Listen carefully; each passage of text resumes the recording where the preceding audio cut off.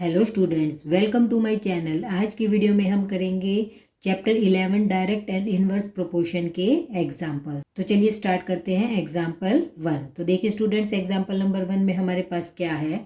The cost of 5 metre of a particular quality of cloth is ₹210। Tabulate the cost of 2, 4, 10 and 13 metre of cloth of the same type. तो देखिए students, इसमें हमें क्या दिया गया है कि हमारे पास क्या है, एक 5 मीटर का क्लॉथ है जिसका कॉस्ट कितना है 210। इसमें हमें क्या दिया गया है, एक तो हमें दिया गया है मीटर है वो जो हमारे पास जो क्लॉथ है वो कितने मीटर में है और उसकी प्राइस कितनी है। हमारे पास दो चीज़ें यहाँ पे गिवन है और हमें पता क्या लगाना है, टेबुलेट द कॉस्ट ऑफ। जैसे 5 मीटर क्लॉथ है उसका कॉस्ट कितना है 210। इसी तरह हमें किसका पता लगाना है, 2 मीटर क्लॉथ का, 4 मीटर क्लॉथ का, 10 मीटर और 13 मीटर क्लॉथ का कितना प्राइस होगा और क्लॉथ हमारा क्या होगा, सेम क्वालिटी का होगा।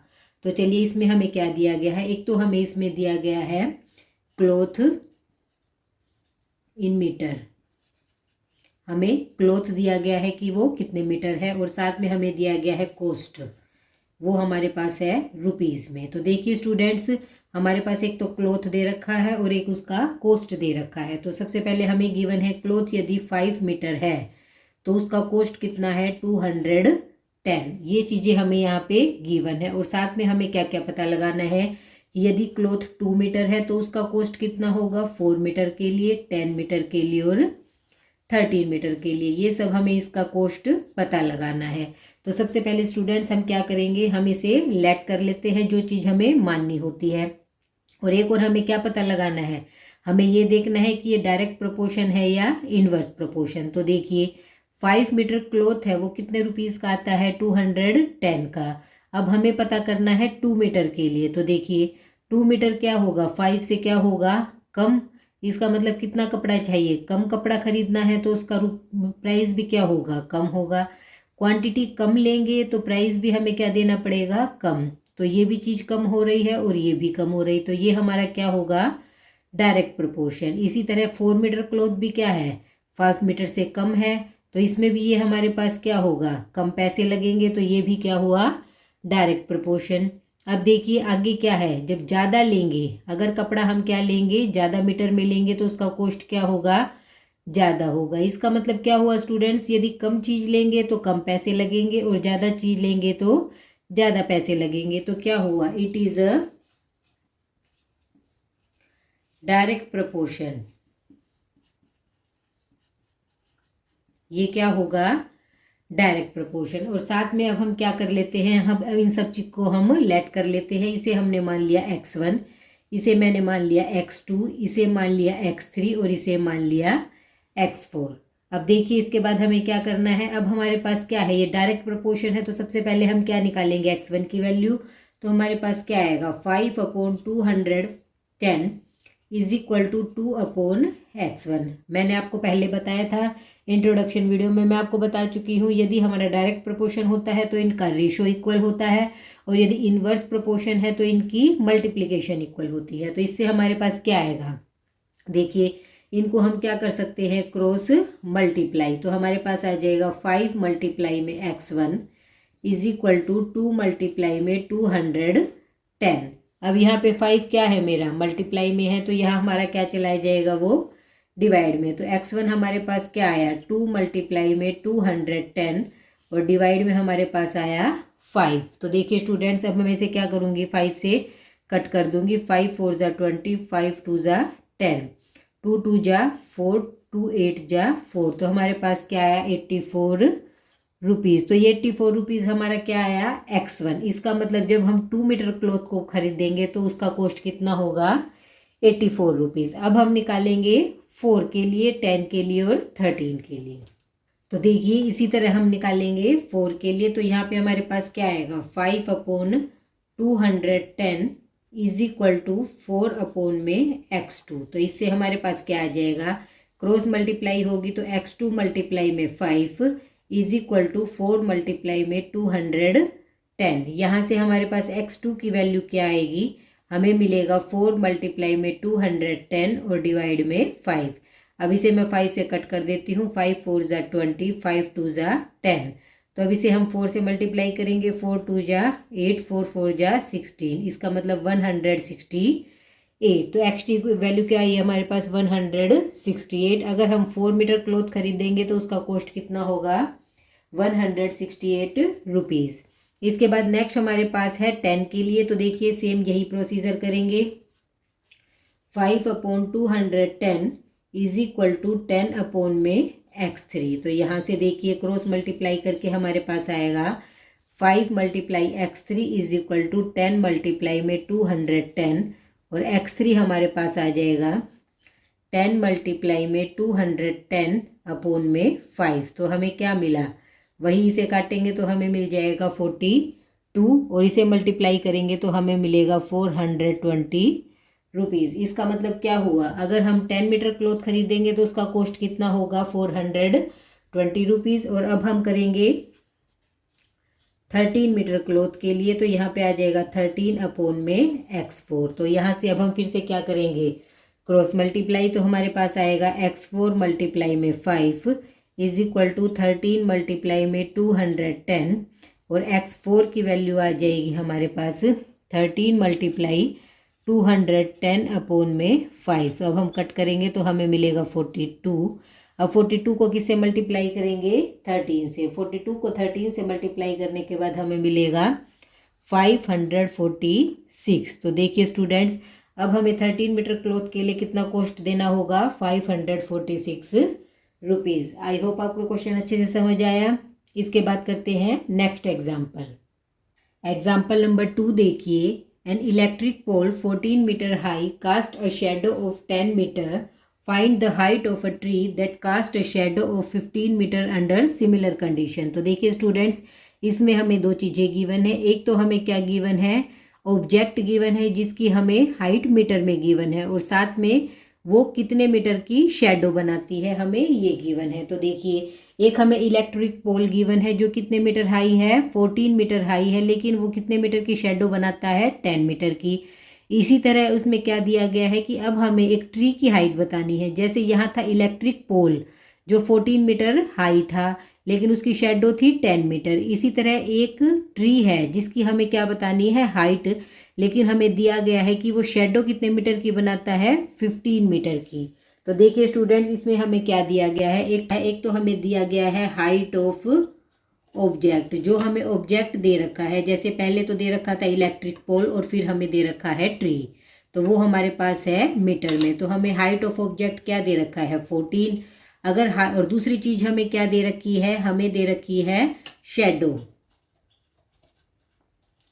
Shadow height of shadow, sorry, यहाँ पे हमें क्या दे रखा है? दूसरा हमें दे रखा है हाइट ऑफ शेडो। जो वो शेडो बना रहा है उसकी हाइट कितनी होगी, वो भी क्या है?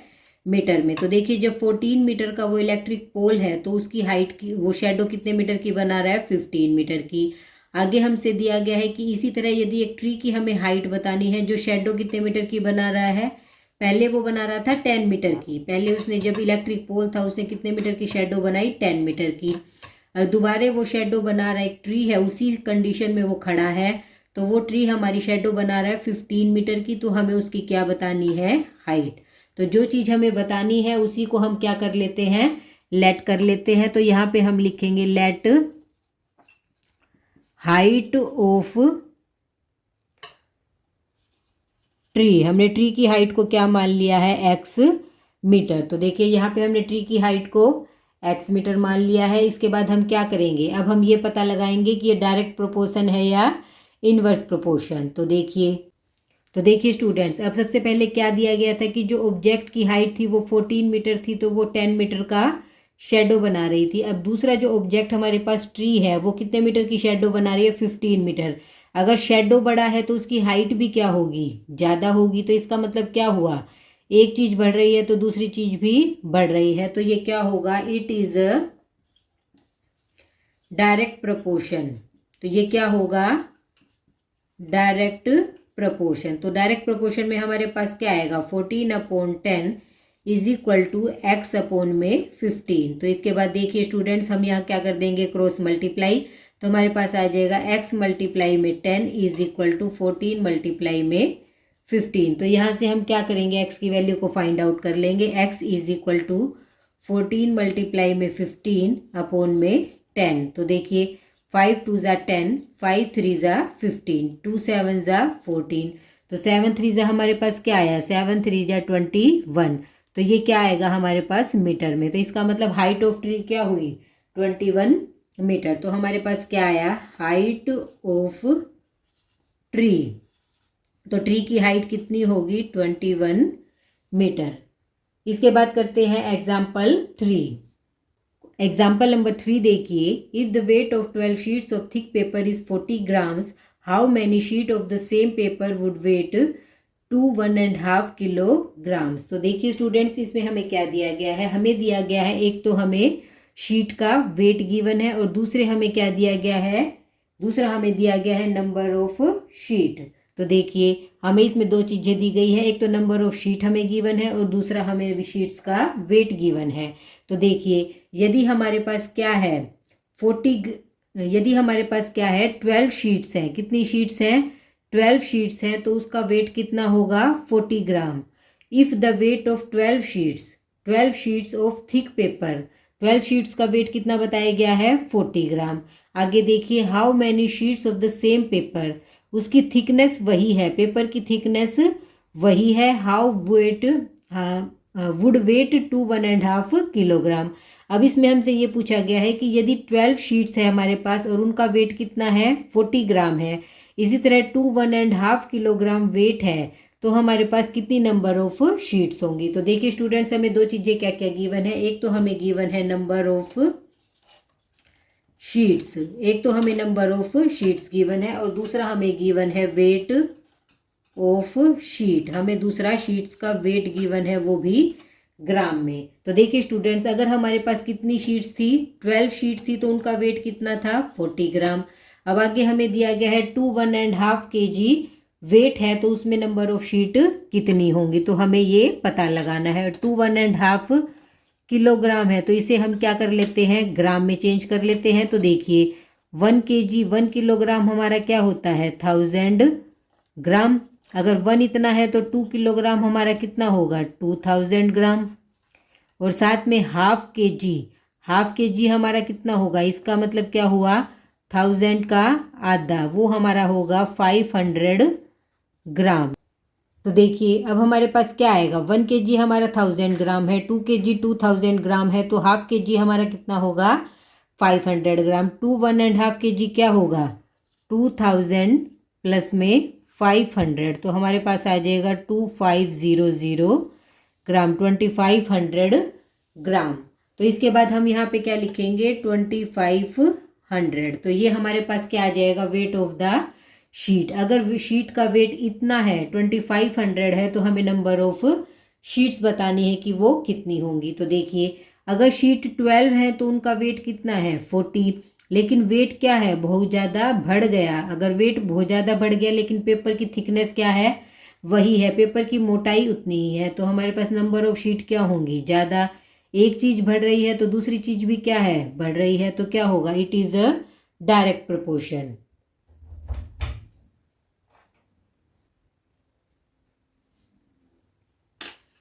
It is direct proportion.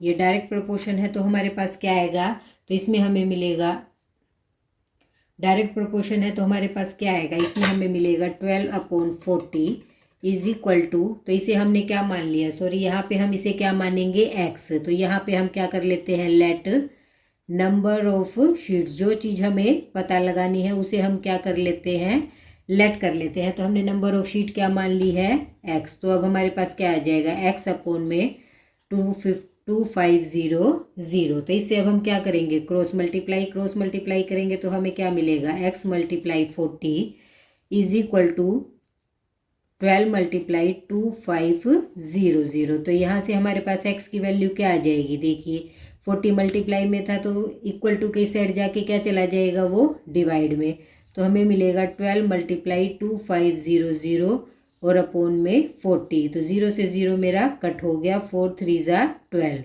अब हम 25 टू 50 को हम 3 से मल्टीप्लाई करेंगे तो हमें क्या मिलेगा, 750। तो यहाँ पे हमारे पास आ गया 750। इसका मतलब स्टूडेंट्स नंबर ऑफ शीट्स हमारे पास कितनी आएंगी, 700 नंबर ऑफ शीट्स मिलेंगी 750, जब अगर उनका वेट कितना होगा 2500 ग्राम। करेंगे क्वेश्चन नंबर 4। एग्जाम्पल नंबर 4 देखिए, अ train is moving at a uniform speed of 75 kilometre per hour, how far will it travel in 20 minutes. तो देखिए स्टूडेंट्स, फर्स्ट पार्ट में हमसे क्या पूछा गया है, एक ट्रेन है जो यूनिफॉर्म स्पीड पे चल रही है और क्या है उसकी स्पीड 75 किलोमीटर पर आवर। 1 घंटे में 60 मिनट में वो 75 किलोमीटर कवर करती है। How far will it travel, तो वो कितनी दूर तक वो ट्रैवल करेगी, कितनी दूर तक वो जाएगी 20 मिनट्स में। तो देखिए स्टूडेंट्स, हमें दिया गया है कि 1 घंटे में, इसका मतलब 60 मिनट में वो 75 किलोमीटर कवर करती है वो ट्रेन, तो 20 मिनट में वो कितने किलोमीटर कवर करेगी। तो इसमें हमें दो चीज़ें गिवन है, एक तो हमें गिवन है डिस्टेंस और दूसरा हमें गिवन है टाइम। यहाँ पे हमें दो चीज़ें दी गई है, एक तो हमें डिस्टेंस दे रखा है, डिस्टेंस हमें गिवन है किलोमीटर में और टाइम हमें गिवन है मिनट में। तो देखिए सबसे पहले हमें दिया गया था कि वो कितना डिस्टेंस कवर करेगी 75 किलोमीटर और वो भी कितने टाइम में, 1 आवर। 1 आवर हमारा कितने मिनट के इक्वल होता है, 60 मिनट के। तो 60 मिनट में वो 75 किलोमीटर कवर करेगी। अब हमसे पूछा गया है कि 20 मिनट में वो कितने किलोमीटर कवर करेगी। तो देखिए स्टूडेंट्स, इसे क्या करेंगे, इसे हम लेट कर लेते हैं, let distance covered by train. इसे जो चीज़ हमें पता लगानी है, let distance covered by train, train ने कितना डिस्टेंस कवर किया उसे हम क्या मान लेते हैं, उसे हमने मान लिया है x। इसके बाद देखिए स्टूडेंट, दूसरा हमें क्या पता लगाना है कि ये डायरेक्ट प्रोपोर्शन है या इनवर्स प्रोपोर्शन। अब देखिए 60 मिनट में वो कितना कवर कर पाती है, 60 मिनट में उसने कवर किया 75 किलोमीटर, लेकिन हमने टाइम को क्या कर दिया है, कम कर दिया है। तो 20 मिनट में वो कितना कवर कर पाएगी, कम दूरी तय कर पाएगी। ज़्यादा टाइम लेगी तो ज़्यादा दूरी तय करेगी, कम टाइम लेगी तो कम दूरी तय करेगी। तो 20 मिनट में तो वो कम ही डिस्टेंस कवर कर पाएगी। तो इसका मतलब क्या हुआ, टाइम हम कम दे रहे हैं तो डिस्टेंस भी क्या हो रहा है, कम कवर हो रहा है। तो यहाँ पे क्या होगा, it is a direct proportion.